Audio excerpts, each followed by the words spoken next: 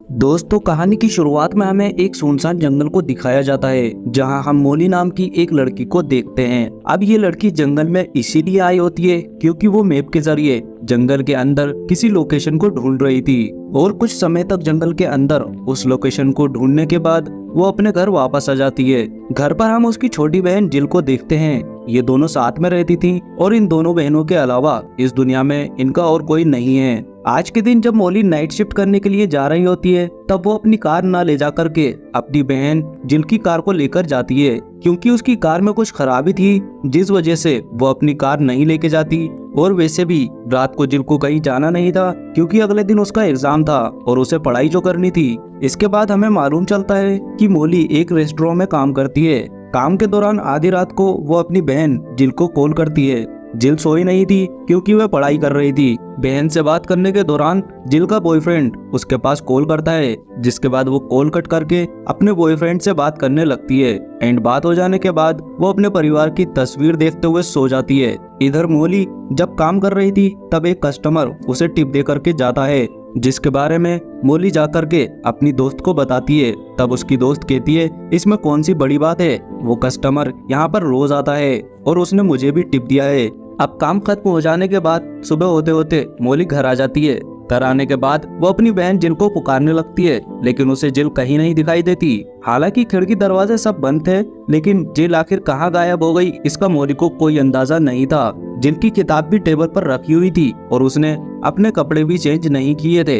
ये सब कुछ देखने के बाद मोली जिल के बॉयफ्रेंड के पास कॉल करती है, लेकिन उसका बॉयफ्रेंड कॉल नहीं रिसीव करता। तभी मोली अपनी बहन का इयररिंग नीचे गिरा हुआ पाती है। उस दौरान मोली उस किडनैपर के बारे में सोचने लगती है जिसने आज से कुछ समय पहले मोली को किडनैप किया था। खैर, मोली देखती है कि एक फ्रेम में से उसकी तस्वीर भी गायब थी। मोली को पूरा शक होने लगता है कि उसी किडनैपर ने उसकी बहन को किडनैप कर लिया है। वो फौरन अपनी सारी फाइल्स लेकर पुलिस स्टेशन पहुंचती है, जहां वो डेनियल से मिलती है। वो डेनियल से कहती है कि किडनैपर वापस आ चुका है। मोली इन सबको बताती है कि मेरी बहन घर पर अकेली थी और वो किडनैपर मेरे पीछे पड़ा हुआ था, और ये सोच करके वो मेरी बहन को उठा ले गया क्योंकि मैं अपनी बहन की कार लेकर के काम पर गई थी, जिस वजह से मेरी कार घर पर ही खड़ी थी। इसीलिए किडनैपर को यही लगा होगा कि मैं घर पर अकेली हूँ। वैसे ये घटना हुए अभी 24 घंटे नहीं हुए थे, इसलिए पुलिस वाले मोली की बातों को ज्यादा सीरियस नहीं लेते। पुलिस वालों का कहना था कि हो सकता है एग्जाम की वजह से उसे टेंशन हुआ होगा, तो वो टेंशन फ्री होने के लिए अपने आसपास किसी दोस्त के चली गई होगी। ऐसे केसों को मैंने पहले भी देखा है। लोग नाराज होकर के अपने दोस्तों के घर चले जाते हैं और वहीं पर ही रुक जाते हैं। अब देखा जाए तो मोली की हेल्प करने के लिए यहाँ पर कोई भी पुलिस वाला तैयार नहीं हो रहा था। उसी समय जिल का बॉयफ्रेंड मोली के पास कॉल करता है और बताता है कि वो एग्जाम देने भी नहीं आई थी, जिसके बाद मोली श्योर हो जाती है कि उसी किडनैपर ने ही उसे किडनैप किया है। मोली के चले जाने के बाद डेनियल अपने एक ऑफिसर पीटर वुड को बताता है कि मोली की बातों को ज्यादा सीरियस लेने की जरूरत नहीं है। दरअसल कुछ समय पहले मोली को एक किडनैपर ने किडनैप कर लिया था, पता नहीं कैसे, लेकिन वो उस किडनैपर से बच करके वापस आ गई थी। लेकिन जब हमने छानबीन शुरू किया तो किडनैपर्स का कोई नामो निशान तक नहीं मिला था। किडनैपर के बारे में सोच करके उसकी दिमागी हालत भी खराब हो गई थी, जिस वजह से उसे पागलखाने भी भेजा जा चुका है। इधर हम बिल को देखते हैं जो कि मोली के घर पर आया हुआ था। जब उसे मालूम चलता है कि जिल गायब हो गई है तो वो टेंशन में आ जाता है। बिल जब जिल के कमरे में जाता है तब वो देखता है कि जिल ने अपने कपड़ों को चेंज किया है। तब मोली बताती है कि उसने रात को यही कपड़े पहने थे, लेकिन उसका कलर चेंज था। खैर, अब मोली के पास जब कोई ऑप्शन नहीं बचता तब वो अपने पड़ोसी के पास जाती है और उनसे पूछती है कि क्या उसने रात के समय किसी को यहाँ पर आते जाते हुए देखा था। तब उसकी पड़ोसन बताती है कि वो रात में कुछ ज्यादा ही जल्दी सो जाती है। हाँ, लेकिन सामने के घर में जो इंसान रहता है वो रात भर जागता है क्योंकि उसकी बीवी उसे छोड़ करके चली गई है और इसी का गम उसे सोने नहीं देता।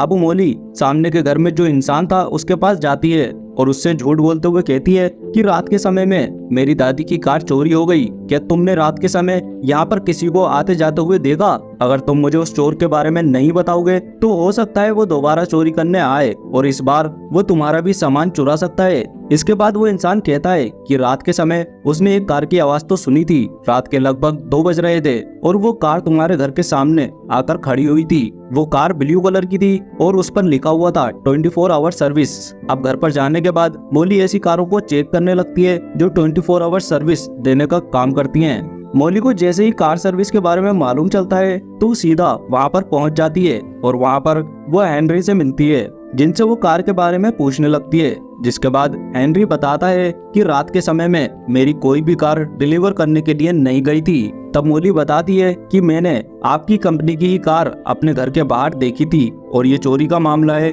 इसलिए मैं जानना चाहती हूँ कि आपकी कार को लेकर के मेरे घर के सामने कौन आया था। अब इसके बाद हेनरी अपने बेटे को बुलाता है और उससे पूछताछ करने लगता है। उसके बेटे का भी यही कहना था कि रात के समय में कार कहीं पर भी नहीं गई थी, क्योंकि डिलीवर करने के लिए रात के समय कोई सामान था ही नहीं। अब इसके बाद मौली बाहर आ जाती है, जहाँ पर वो ब्लू कलर की कार को देखती है। वो उस कार के अंदर जाकर उसकी छानबीन करती है, जिसमें से उसे एक टेप और बिल पेपर दिखाई देता है। उसी समय यहाँ पर हेनरी का बेटा आ जाता है, जिसके ऊपर मौली गन तान देती है और फिर वो उससे पूछने लगती है कि जब तुम डिलीवर पर नहीं गए थे तो ये बिल इस कार में कहाँ से आया। वो बताता है कि रात के समय में एक इंसान उसके पास आया था और उसने 1 घंटे के लिए मेरी कार रेंट पर ली थी। वो मुझे अच्छे खासे पैसे दे रहा था, इसलिए मैंने कार उसे रेंट पर दे दी। मुझे बिल्कुल भी नहीं पता कि वे कौन था और कहां से आया था। मैंने बस पैसा लिया और कार उसे दे दी।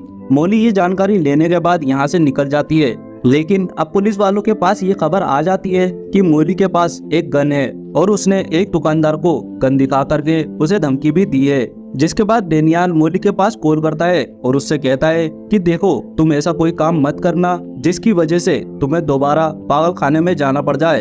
अब डेनियल मौली की इन्फॉर्मेशन के बारे में सभी ऑफिसर्स को बता रहा होता है कि इस कलर की कार है, उसमें एक लड़की बैठी हुई है जिसके पास गन है। इधर हम मौली को देखते हैं जो कि बिल पेपर को लेकर के एक स्टोर पर आती है, क्योंकि उस बिल पर इसी स्टोर का नाम लिखा हुआ था। लेकिन इस दौरान पुलिस की कार उसी स्टोर के बाहर से गुजर रही थी और वो मौली की कार को देख लेते हैं और उन्हें मालूम हो जाता है कि मौली इसी स्टोर के अंदर है। इधर मौली बिल दिखाकर दुकानदार से उस इंसान के बारे में पूछने लगती है जो इस सामान को लेने के लिए यहाँ पर आया था। तब दुकानदार बताता है कि इस सामान को लेने के लिए एक लंबा इंसान आया था और उसने अपने सर पर कैप पहन रखा था। वो मेरे सामने कह रहा था कि रॉयल होटल वाले बहुत बुरे हैं, क्योंकि वो मेरी कार को गलत जगह पर पार्क कर देते हैं। इससे ये पता लगता है कि वो रॉयल होटल में रुका हुआ है। मौली जैसे ही बाहर आती है तभी वो पुलिस वालों को देखती है, जिसके बाद वो भाग करके वॉशरूम के अंदर चली जाती है। पुलिस वालों को जैसे ही मालूम चलता है कि मौली इस समय वॉशरूम के अंदर है, तब वो मौली को पकड़ने के लिए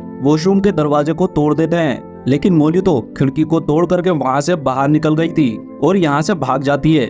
यहाँ से फरार होने के बाद वो पूछताछ करते हुए रॉयल होटल के पास पहुँच जाती है और सीधा होटल के अंदर चली जाती है, जहाँ पर वो देखती है कि एक कमरे का दरवाजा खुला हुआ था। वो तुरंत कमरे के अंदर चली जाती है, जहाँ जाने के बाद उसे टेप दिखाई देता है और कुत्तों को खिलाने वाला खाना भी, जिसको देखने के बाद मौली उस समय को सोचने लगती है जब उसे यहाँ पर कैद करके रखा गया था और उसके भी सामने ठीक ऐसा ही खाना फेंका गया था। ये देख करके मौली को यकीन हो जाता है कि शायद ये वही किडनैपर है। उसी समय कमरे के अंदर मौली को एक कार्ड दिखाई देता है जिस पर लकी स्टार लिखा हुआ था और ये कार्ड उसी इंसान का है जिसने रेस्टोरेंट पर मौली को टिप दिया था। उसी समय यहाँ पर इस होटल का जो मैनेजर है वो आ जाता है और वो मौली से मिलता है। वो मौली को बताता है कि यहाँ पर एक अजीब इंसान था जो यहाँ पर रुका हुआ था, लेकिन उसने मुझे अच्छे खासे पैसे दिए थे, इसलिए मैंने उससे कुछ नहीं पूछा। अब मौली यहाँ से सीधा अपने दोस्त के घर पर जाती है और उस कस्टमर के बारे में पूछने लगती है जिसने उसे टिप दिया था। उसकी दोस्त बताती है कि वो कस्टमर तो मेरे बहुत क्लोज आने वाला था, क्योंकि उसने मुझे नंबर भी दे दिया था। हालांकि उसने नंबर को कूड़े में फेंक दिया था। अब अपनी दोस्त से वो नंबर लेने के बाद मौली यहाँ से निकल जाती है और उस नंबर पर कॉल करती है। वो किडनैपर कॉल को रिसीव करता है और मौली से कहता है कि मुझे अच्छे से पता है तुम कौन हो। अगर तुम अपनी बहन को बचाना चाहती हो तो उस लोकेशन पर आ जाओ, जिस लोकेशन पर मैं तुम्हें आने के लिए बोल रहा हूँ, क्योंकि इसके अलावा तुम्हारे पास और कोई ऑप्शन नहीं है। अगर तुम नहीं आओगी तो मैं तुम्हारी बहन को जान से मार दूंगा। अब उस किडनैपर के कहने पर मौली उसी लोकेशन पर पहुंच जाती है जो कि जंगल के बीचों बीच में थी और वहां पर मौली अपनी बहन की तस्वीर को भी देखती है। अब यहीं पर सीन कट होता है और हम मौली की बहन जिल को देखते हैं, जो कि ड्रग्स का नशा उतर जाने के बाद जब उसे होश आता है तब उसे मालूम होता है कि किसी ने उसे बांध करके रखा है। अपने आप को छुड़ाकर जब वो बाहर आती है तब उसे मालूम चलता है कि वो तो अपने ही बेसमेंट के अंदर कैद थी अब जिल पुलिस वालों को बताती है कि मेरी बहन मोली को ढूंढो, वो सच कह रही थी। किडनैपर ने मुझे सच में किडनैप किया था, उसने मुझे मेरे ही बेसमेंट में बंद करके रखा था। इधर मोली जंगल के अंदर एक कुएं के पास पहुंच जाती है और उसी समय उसके पीछे कोई आ जाता है जो मोली को कुएं के अंदर धक्का दे देता है। दरअसल वो कोई और नहीं बल्कि किडनैपर ही था। अब वो खुद भी कुएं के अंदर आ जाता है, लेकिन उसे ये नहीं पता कि मोली के पास गन है। उसी गन से वो किडनैपर को शूट कर देती है। मोली उससे अपनी बहन का पूछती है, जिस पर किडनैपर बोलता है कि मैंने उसे किडनैप करके तुम्हारे ही घर के बेसमेंट में छुपा कर रखा था। मोली जब तस्वीर को अच्छे से देखती है तब उसे मालूम होता है कि किडनैपर सच बोल रहा है, ये लोकेशन उसके बेसमेंट की ही है। लेकिन अब जैसे कि मोली बहुत ज्यादा गुस्से में थी, इसलिए वो किडनैपर को जिंदा नहीं छोड़ती बल्कि कुएं में आग लगा देती है, जिसकी वजह से किडनैपर जलकर मारा जाता है। मोली के फोन पर मैसेज आता है कि जिल सही सलामत है, जिसके बाद मोली सीधा घर पहुंचती है और वो अपनी बहन से मिलकर बहुत खुश थी। और इस तरह से मोली ने हार न मानते हुए अपनी बहन को ढूंढ ही निकाला। अब पुलिस वालों को भी यकीन हो जाता है कि किडनैपर को लेकर के मोली जितनी भी बातें बोल रही थी वो सब कुछ सच है। किडनैपर ने सिर्फ इन्हीं 2 लड़कियों को नहीं बल्कि काफी लड़कियों को किडनैप करके उस जंगल में लेकर गया था और बहुत से लोगों को मार भी दिया था, जिसके बाद पुलिस भी अब इस सब की तहकीकात करने में लग जाती है।